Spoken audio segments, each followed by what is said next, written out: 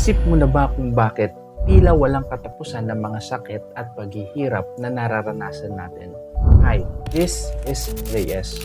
Sa mundong ito, tila patuloy tayong nakakaranas ng iba't ibang klaseng sakit. Mula sa pisikal na karamdaman hanggang sa emosyonal at mental na paghihirap.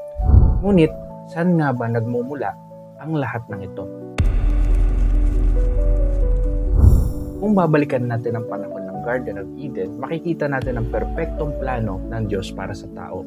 Subalit nang si Adam at Eve ay lumihis sa plano ng Diyos, nagsimula ang lahat ng uri ng pagkakasala. Kahihiyan, spiritual separation na nagdala ng iba't ibang uri ng sakit sa ating buhay. Hindi lamang pisikal na karamdaman ang dala ng pagkakahiwalay natin sa Diyos. Ang ating mga iniisip, emosyon at nararamdaman ay direktang naapektuhan ng ating katawan.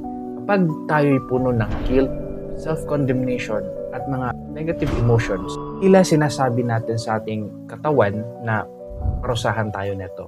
Bilang tugon, nagsisimulang lumaban ng ating immune system laban sa sarili nitong healthy cells, na kilala ngayon bilang autoimmune disorders.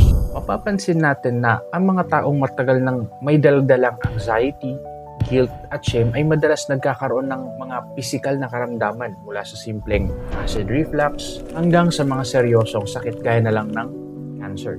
Ang mga emosyonal at mental na bigat ay madalas nagmamanifest sa pisikal na anyo at tila isang cycle na mahirap putulin.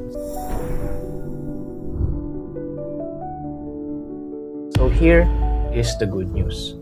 Kung ang ating katawan ay tumutugol sa negatibong emosyon, kayang-kaya rin nitong tumugon sa positibong emosyon.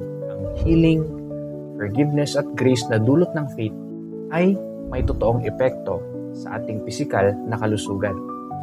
Ating tandaan na ang bawat pisikal na sakit ay may spiritual na pinagmulan. Kaya't mahalagang harapin natin ang mga ugat ng ating emosyonal at spiritual na problem.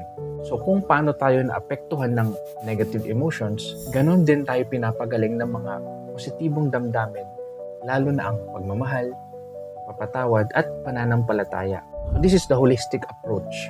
Ang pag-aalaga sa ating isip, katawan at kaluluwa ay mahalaga upang tunay tayong maghilom. Naniniwala ako na lahat ng nakikita natin sa mundo ay may spiritual na pinagmulan. Ang mga problema at karanasan nararanasan natin ay hindi lamang physical kundi meron din mas malalim na kahulugan. Sa pamamagitan ng faith, maaari nating harapin ang bawat hamon at tuklasin ang tunay na kapayapaan at kalusugan na ibinibigay ng Diyos. Tandaan mo, hindi ka nag-iisa sa laban na ito. Remember na ang ating Diyos ang lumikha sa lahat mula sa kanyang salita at siya rin ang magdadala ng kagalingan sa ating buhay. Physical man yan, emotional at spiritual. Sa bawat hakbang ng iyong journey, tandaan na mayroong pag-asa.